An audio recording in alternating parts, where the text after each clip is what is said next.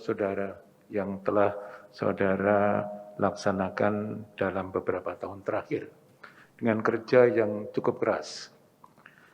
Kita sudah sering berdiskusi, namun pada kesempatan ini saya ingin menanyakan sekali lagi.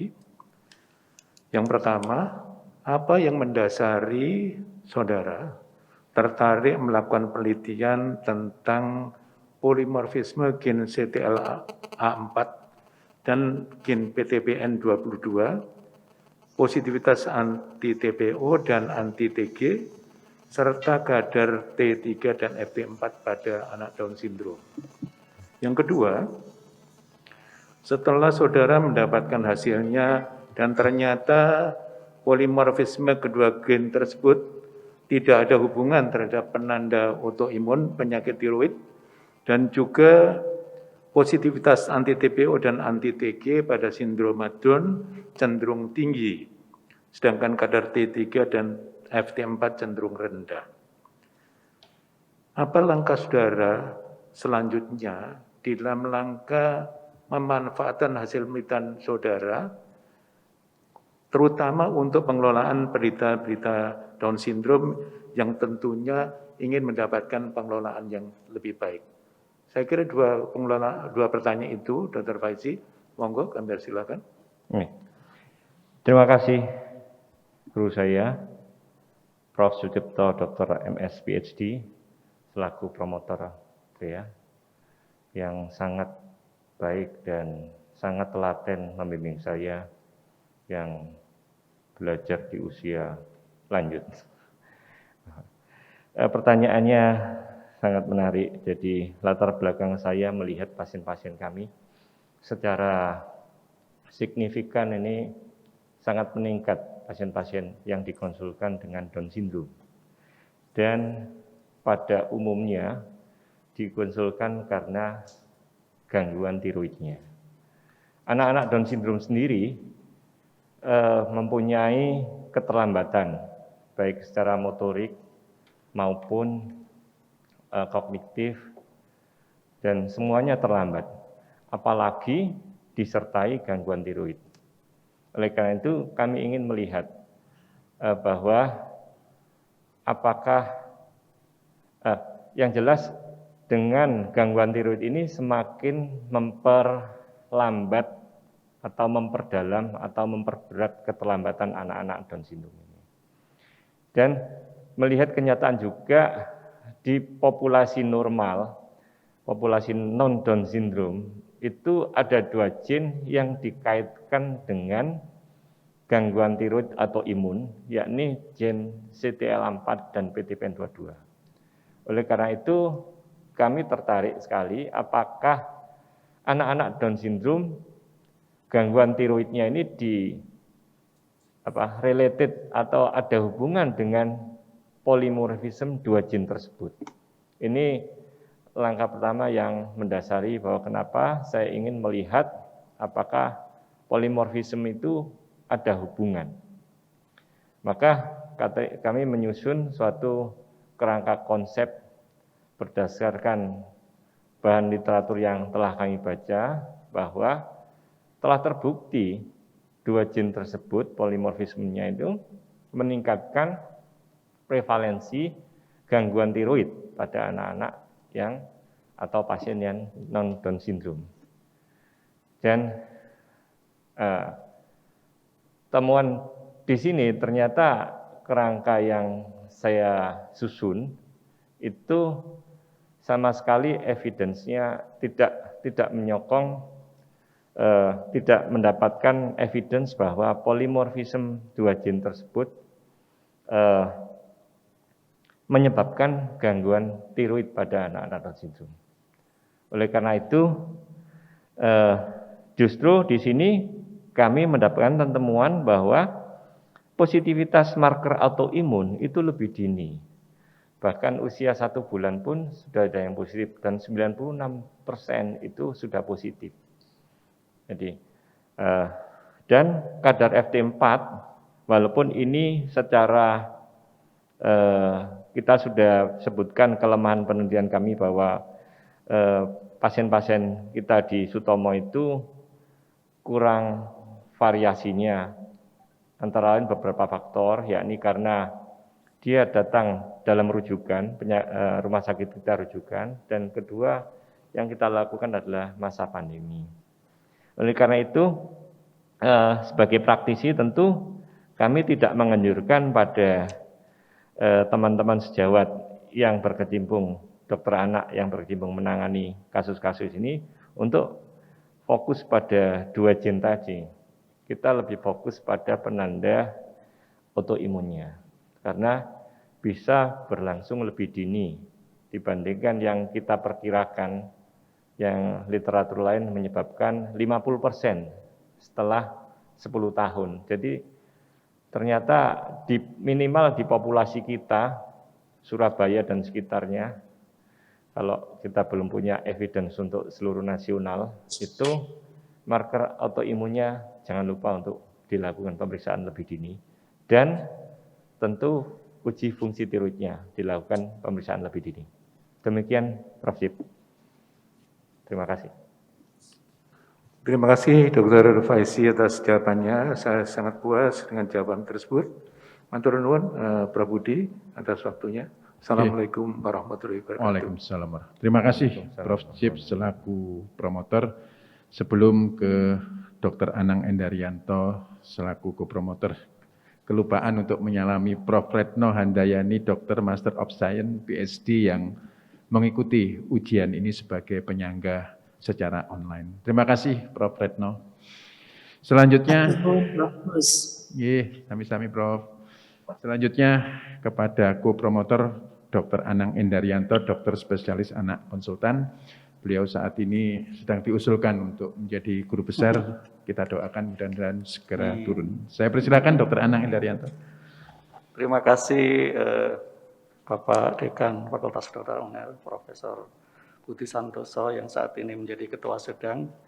Bismillahirrahmanirrahim. Assalamualaikum warahmatullahi wabarakatuh. Salam sejahtera untuk kita semua. Yang terhormat Prof. Cipto, Prof. Toyo, dan semua guru besar maupun para dokter penyangga dan penguji. Terima kasih rawuhnya untuk sama-sama mengikuti ujian terbuka ini. Alhamdulillah, selamat Dr. Faizi. Hari ini Dr. Faizi sampai pada akhir kewajibannya. Saya katakan kewajibannya karena beliau ini sebenarnya seorang yang sangat low profile, seorang yang sangat rendah hati. Jadi dalam karirnya itu beliau selalu ingin di belakang, selalu ingin adik-adiknya, teman-temannya maju lebih dulu. Saya tahu beliau itu sejak sama-sama sekolah spesialis di Fakultas Kedokteran. Jadi sangat menolong, sangat gampang menolong teman-temannya, adik-adiknya maupun pasien ya. Jadi selalu ngalah. Jadi sebagai ketua departemen hari ini beliau memang diwajibkan untuk memberi contoh adik-adiknya sehingga akhirnya selesailah sampai pada fase ini. Selamat Dr. Faizi.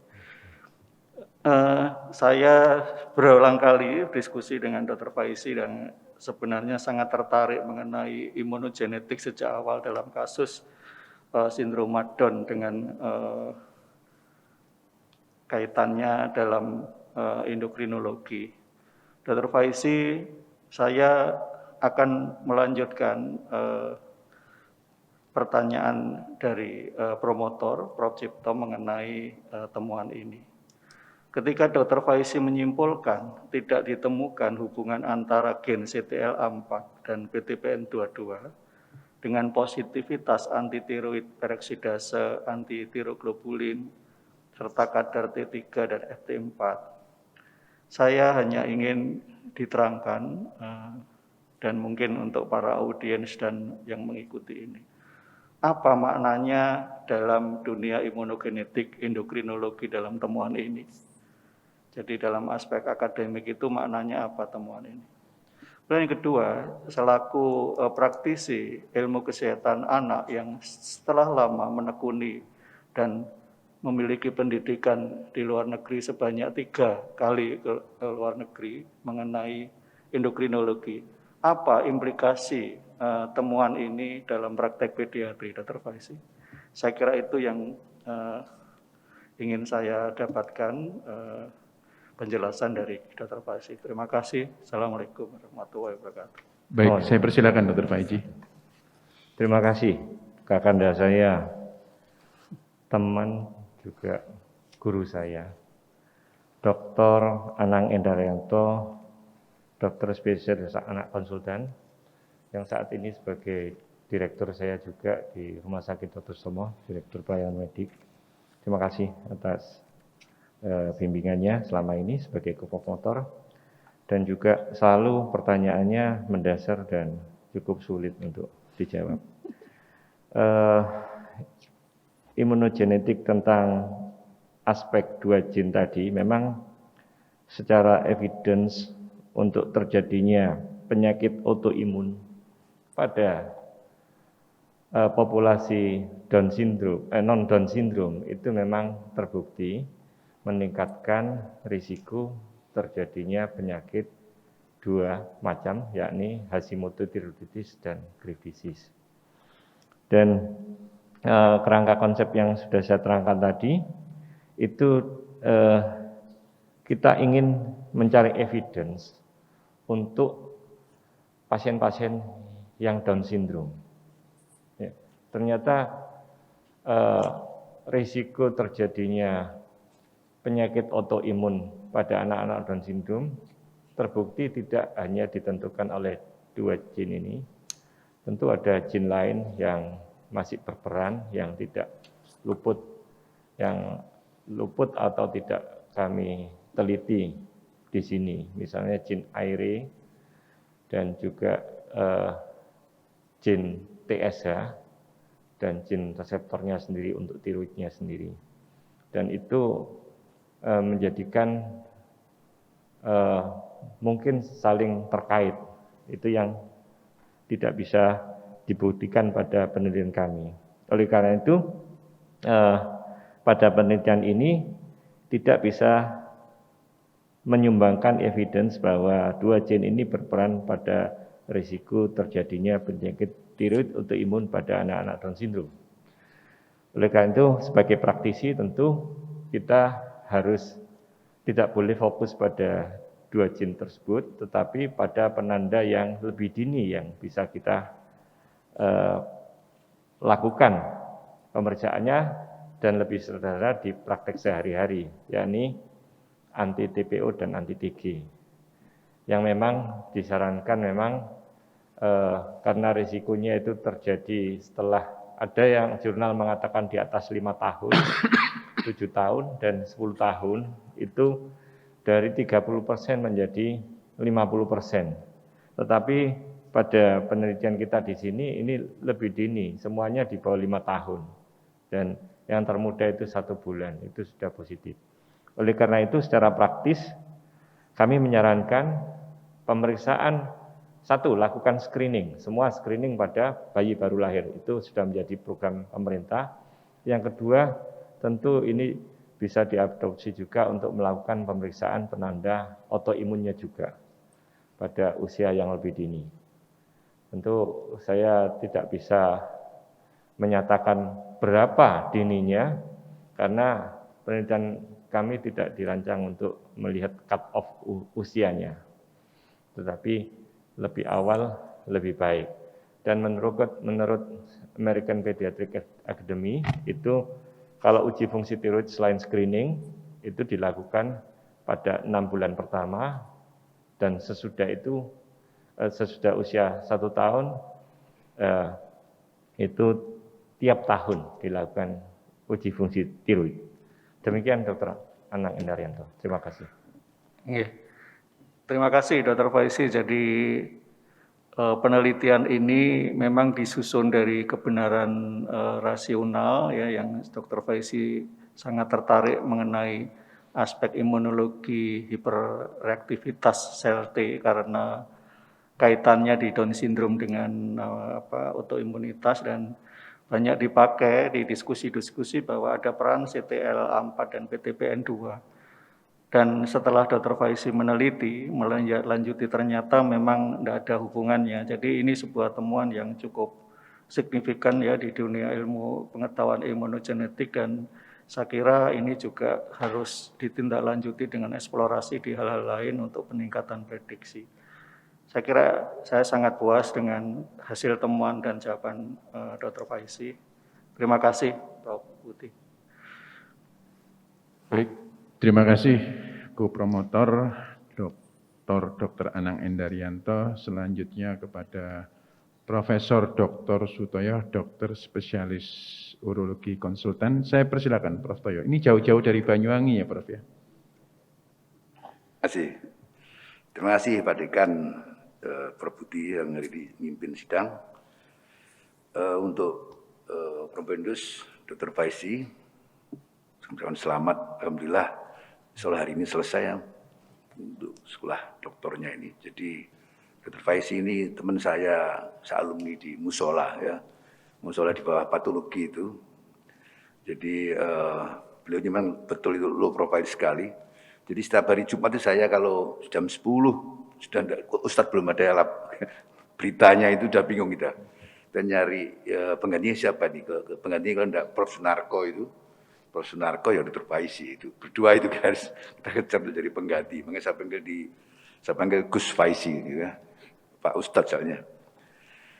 Saya simbol-simbol ini ya. Jadi selain dengan selamat juga ini kerja kerasnya luar biasa. Karena di pandemik beliau bisa mengumpulkan pasien ya. Jadi cukup banyak pasiennya di Sutomo ini ya. Padahal ini pandemi kok bisa banyak pasien. 31 pasien lah itu ya. Pertanyaannya yang praktis saja. Jadi pertama tentang dari karakteristik subjek itu ya. Itu saya lihat itu kan yang banyak orang Jawa ya saya lihat itu ya. Jadi 26, kemudian suku ayah, yang kemudian suku ibu itu ada 26 juga. Jadi artinya cukup banyak. Apakah ini menurut analisa kenapa? Apakah karena ada hubungan dengan kromosom trisomi itu ya, trisomi kromosom 21 itu, sehingga berhubungan dengan ini kan karakteristik sekali itu kok. Ini kok orang Jawa yang banyak itu. Itu kenapa? Memang ada hubungan dengan apa tidak itu? Itu yang pertama. Yang kedua tentang Down syndrome ini kan sudah kelihatan pada saat hamil ya, antenatal sudah kelihatan. Nah ini kalau sampai dia lahir itu kan maaf ini menjadi beban keluarga, beban masyarakat juga tentunya itu dalit kelainannya banyak sekali. Kira-kira bisa diantisipasi apa enggak? Misalnya sudah ketahuan pada saat hamil, oh ini nanti Down syndrome.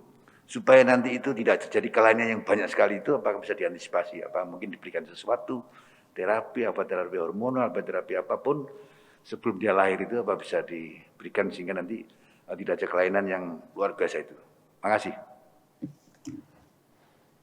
Izin menjawab, Prof. Terima kasih,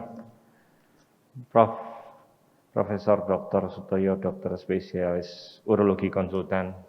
Kakak saya juga mentor saya di Musola. Beliau baik sekali. Saya masuk, beliau sudah dokter muda dan sudah praktek, sehingga sudah punya penghasilan. Saya sering ditraktir. Terima kasih atas kebaikannya, bimbingannya selama ini, Prof. Mungkin baru sekali ini saya mengucapkan terima kasih untuk kebaikan di masa lalu. Pertanyaan menarik bahwa kenapa di sampel kita ini banyak suku Jawa. Ini masalah adalah lokasi penelitian, Prof. Jadi tentu saja kalau di Jawa Barat mungkin suku Sunda. Ya, jadi ini hanya terkait masalah lokasi penelitian. Insya Allah demikian karena prevalensinya memang global pun antara 10 sampai 12 per 10.000 kelahiran hidup. Sehingga kalau tadi saya terjemahkan kira-kira kalau Riskesdas itu 1,2 sampai 1,3 per 1000. Jadi angkanya hampir sama secara global, ya. Tidak memandang etnis. Memang ada beberapa etnis yang lebih tinggi, tetapi di Amerika pun ada yang sampai 20 per 10.000 kelahiran. Jadi hampir sama. Itu hanya faktor lokasinya. Tentang bagaimana deteksi dini, ada diagnosis prenatal memang, ya, chorionic villus sampling itu bisa dilakukan. Hanya saja di negara kita mungkin itu tidak kita anut karena kita tidak mengadopsi atau membolehkan aborsi. Ya. Tetapi untuk di Belanda itu bisa dilakukan prenatal deteksi dan memang mereka melegalkan aborsi. Dan kita hanya bisa memberikan konseling. Jadi kalau memang sudah punya, jadi sebaiknya diperiksa karena memang ada 3 macam. Satu trisomi 21, yang kedua mosaikism, dan yang ketiga adalah yang translokasi Robertsonian, di mana bapak ibunya tidak tampak Down syndrome, tetapi dia balance translokasi pada kromosom 21-nya. Sehingga anak-anaknya bisa menurun, mengalami Down syndrome. Itu yang saya ketahui. Dan kalau sudah kita punya begitu, ya deteksi dini kelainan penyertanya. Kalau di bidang kami tentang hormonalnya, tiroidnya. Itu yang bisa saya jawab, Prof. Terima kasih. Ya, terima kasih. Jawabannya saya puas jawabannya. Kembalikan pada Prof. Budi. Terima kasih, Prof. Budi. Baik, terima kasih Prof. Sutoyo. Selanjutnya adalah Dr. Muhammad Miftahus Surur, spesialis penyakit dalam, Master Kesehatan PSD Binasim. Saya persilakan. Terima kasih pimpinan sidang. Kami ucapkan terima kasih dan selamat untuk promotor ya. Luar biasa Prof. Cipto dan Dr. Anang yang mampu membimbing sebuah penelitian yang menurut saya luar biasa, cukup dalam dan cukup analisisnya tidak terduga hasilnya tapi tetap bisa dipertahankan. Saya lihat luar biasanya Gus Faizi ya gitu biasanya memanggilnya gitu, itu hari ini yang uji itu saya lihat itu pejabat semua atau mantan pejabat. Kita lihat Prof. Cipto ini kan wakil rektor, Dr. Anang direktur. Kemudian Prof. Toyo kita tahu baru kinyis-kinyis direktur ilmu kesehatan dan ilmu alam Banyuwangi. Pak Dekan, saya, kemudian Dr. Nur Wasis, mantan ketua Departemen Mata, Dr. Anggrek, manajer RSUA. Semuanya menunjukkan memang penghargaan dan jenengan luar biasa. Yang pertama, sesuatu fenomena yang tidak terduga dan dengan hasil yang berbeda dengan penelitian sebelumnya itu kan bisa melihat dari sisi lain. Kadang kita ini panik loh, kok hasilnya tidak seperti yang diduga. Tapi kadang-kala misalkan ya, ketika kami juga menemukan sebuah mutasi pada gen Helicobacter pylori khusus yang ada di Indonesia. Hanya di Indonesia yaitu delesi 6 bispir pada KE yang menimbulkan racun pylori itu tidak aktif. Sehingga orang Indonesia itu gastric cancer-nya rendah. Salah satunya karena mutasi dari bakteri itu, misalnya begitu. Waktu itu nggak pede saya, tapi akhirnya malah jadi fenomena. Jenengan mendapatkan genotipe CT yang berbeda dari negara lain. Di sisi lain, proyeksi teori-teori itu tidak tercapai. Terbukti ketika dianalisis jalur pun tidak ada yang signifikan. Sesuai dengan kerangka teori yang kita pikirkan sebelumnya. Tapi hasil-hasil seperti ini kan ketika dilihat dari kacamata lain itu kan malah bisa menjadi kelebihan dari penelitian saudara. Menurut saudara Promovendus ya, kalau disuruh memforecast, memprediksi, ketika Down syndrome ini diambil, apakah memang kira-kira memang CT semua? Dan anggaplah kebetulan ini gen ini kan tidak memberikan impact ya, tidak memberikan impact ya. Apakah homogenitas CT-nya ini bisa menjadi suatu fenomena tersendiri yang bisa diarahkan ya, walaupun masih belum ketemu secara forecast apa yang kira-kira harus diperiksa lanjutannya gitu. Sehingga penelitian ini bisa menjadi dasar dari penelitian berikutnya. Yang pertama itu. Yang kedua, Saya bukan ahli endokrin ya, tapi saya banyak mendapatkan ilmu di sini. Oh ternyata fenotipe dari pasien Down syndrome yang pendek ya, itu ternyata sangat dipengaruhi oleh tiroid. Saya juga baru tahu setelah saya membaca naskah saudara. Berarti apakah misalkan ya, pada pasien-pasien Down syndrome itu ketika diberikan replacement tiroid sesuai dengan dosisnya, fenotipenya ini berubah. Saya dulu guyonannya waktu mahasiswa itu kan Down syndrome itu tangannya lurus gitu ya, Gus Faizi, garis tangannya Gus. Saya ini kan garis tangannya lurus. Ya. Saya dulu waktu begitu baca buku, waduh, Down syndrome garis tangannya lurus. Saya ini Down syndrome masih mahasiswa, saya melihat saya dua-duanya ini lurus. Ternyata setelah saya baca hanya satu yang lurus. Ya. Kalau nggak salah begitu ya. Berarti nek dua enggak. Nah, itu sangat menurut saya, oh ternyata fenotipe itu bisa misalkan, oh ternyata kalau Down syndrome tangannya lurus, kalau tangan lurus belum tentu Down syndrome. Gitu. Sebagainya. Mungkin apakah bisa kita ubah ya? Jadi sudah genotipenya sudah jelas ini Down syndrome, tapi secara fenotipenya nanti bisa kita terapi dan kita intervensi. Terima kasih. Mungkin lebih ke arah klinis ya. Kalau sudah terbukti genotipnya, kemudian dilakukan intervensi dengan tiroid, hormon tiroid, apakah memungkinkan?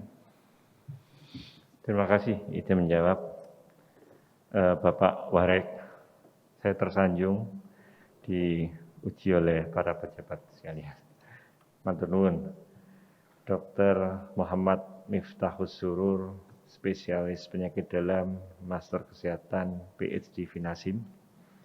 Saya tersanjung mendapatkan penguji panjenengan, matur nuwun, tentang bagaimana kira-kira prediksinya apabila semua pasien Down syndrome apakah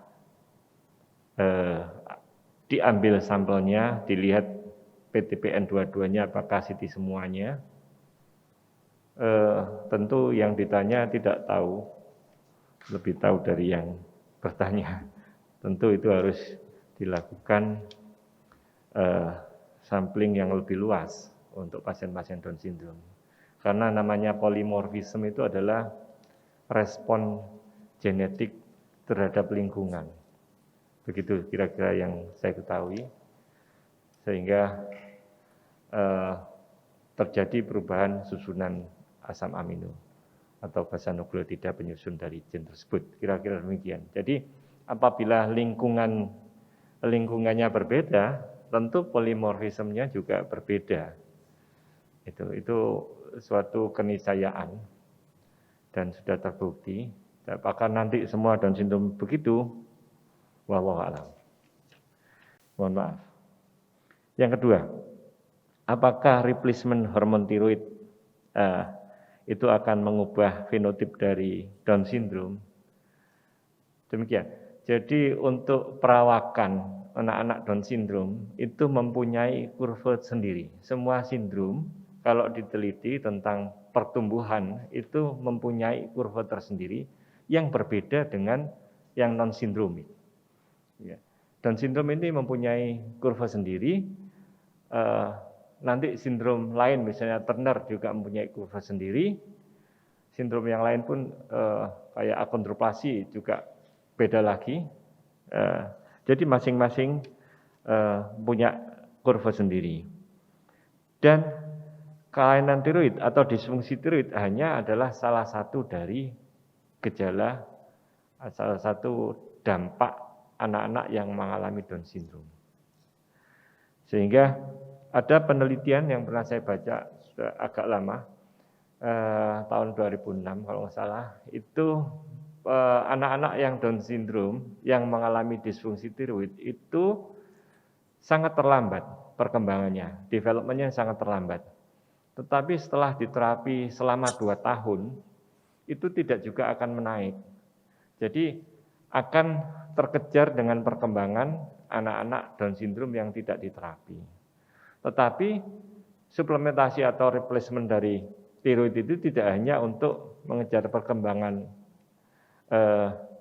motorik ya maupun afektifnya saja, tetapi lebih mempertahankan fungsi fisiologis dari seluruh organnya. Karena kalau dalam keadaan hipotiroid yang kronis pun itu bisa juga